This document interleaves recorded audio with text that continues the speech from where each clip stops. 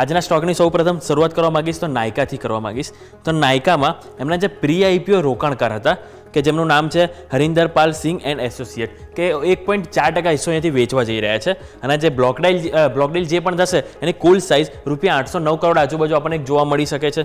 અને એમની જે ફ્લોર પ્રાઇસ છે જે બ્લોક ડીલની એ 198 પ્રતિ શેર આપણને અહીંયાથી થતી જોવા મળી શકે છે. એટલે જે ગઈકાલનો જે બંધ ભાવ હતો એનાથી 6% ડિસ્કાઉન્ટ ઉપર અહીંયાથી આપણને એક સંભાવના છે બ્લોક ડીલની. અને જે હરિન્દર પાલ સિંઘ છે એમની પાસે કુલ 6.4% હિસ્સો અત્યારે હાલ તાજેતરમાં છે, જે બાદ ઘટીને આપણને અહીંયા 5% થતો જોવા મળી શકે છે.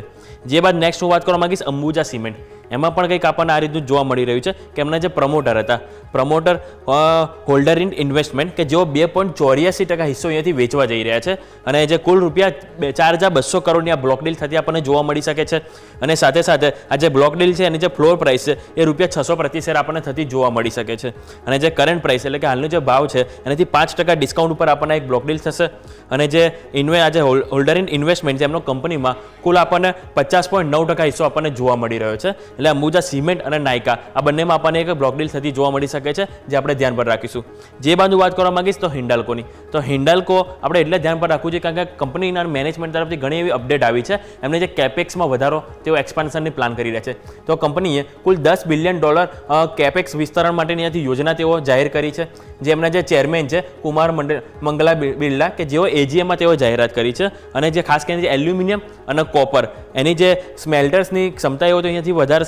સાથે સાથે રાયગઢમાં નવી એલ્યુમિનિયમ રિફાઇનરી અહીંયાથી લગાવવાની તેઓ યોજના ધરાવી રહ્યા છે. સાથે નોવેલિસના જે પ્લાન્ટ છે એમાં પણ તેઓ વધારો કરશે એવું એમનું કહેવું છે. અને ઓડિશાના એલ્યુમિનિયમ પ્લાન્ટમાં કુલ 2 લાખ ટન ક્ષમતા તેઓ અહીંયાથી વધારવા જઈ રહ્યા છે. અને આ બધું જે વધારો જે કરી રહ્યા છે એની પાછળનું કારણ કંપનીએ એવું કીધું છે કે જે કોપર અને એલ્યુમિનિયમની એ બંનેની જે સતત જે માંગ વધી રહી છે એને ધ્યાનમાં રાખતા તેઓએ આ નિર્ણય લીધો છે ક્ષમતા વધારવાનો. એટલે હિન્ડાલ્કો આજના દિવસે લડાઈ પર રહેશે. જે બાદ હું વાત કરવા માંગીશ તો વિપ્રોમાં કુલ 2 સમાચાર સામે આવ્યા છે. પહેલા સમાચાર એ છે કે એમણે જે સબસિડિયરીમાં તેઓ વોલ્યુન્ટરી અહીંયાથી લિક્વિડેશન કરતા જોવા મળી રહ્યા છે. અને બીજું અને આ જે બદલાવ છે 21 ઓગસ્ટે આપણને પરિવર્તન થતાં લાગુ પડશે. અને બીજા સમાચાર એ છે કે જે જ્હોન લુઇસ પાર્ટનરશિપે વિપ્રોને આઈટી ઇન્ફ્રા મોડર્નાઇઝેશન માટે કોન્ટ્રાક્ટ આપ્યો છે. એટલે અહીંયા એક કંપનીને કોન્ટ્રાક્ટ મળ્યો છે, એટલે તેના માટે એક પોઝિટિવ એક્શન આપણને થોડીક જોવા મળી શકે છે. જે બાદ હું વાત કરવા માંગીશ તો ભારતી એરટેલ.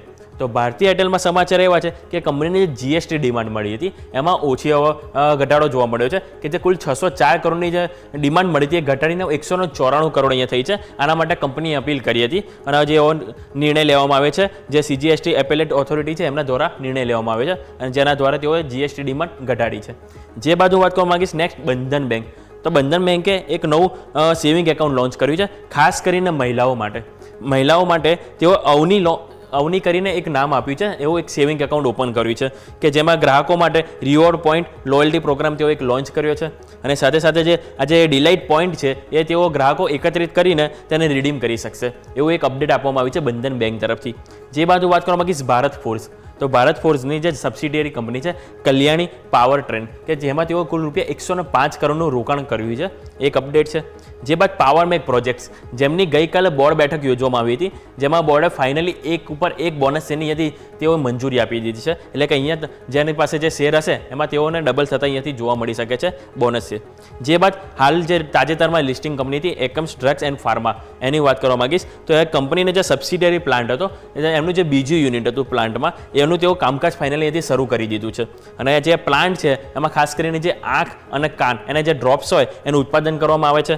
અને સાથે સાથે જે પ્લાન્ટમાં ઇન્જેક્ટેબલ પ્રોડક્ટ પણ અહીંયાથી બનાવવામાં આવે છે. તો આ અપડેટથી એકમ્સ ડ્રગ્સ. તો ઓવરઓલ દરેક સ્ટોક છે કે જેમાં આજે આપણને એક્શન જોવા મળી શકે છે. સાથે સાથે આજે શુક્રવાર છે તો જે ખાસ ઇવેન્ટમાં એક તો વીકલી એક્સપાયરી આવશે સેન્સેક્સની, જેની ઉપર તમારે નજર રહેવી જોઈએ.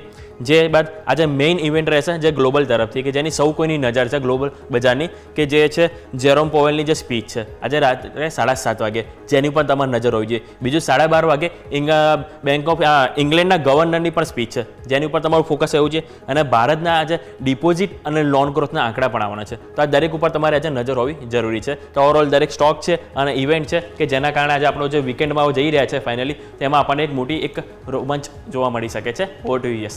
ઓકે, સો સ્ટોક સ્પેસિફિક એક્શન આ બધા જ કાઉન્ટર્સ ધ્યાન પર રાખવાના છે. યોમિક ખૂબ ખૂબ આભાર આપનો અમારી સાથે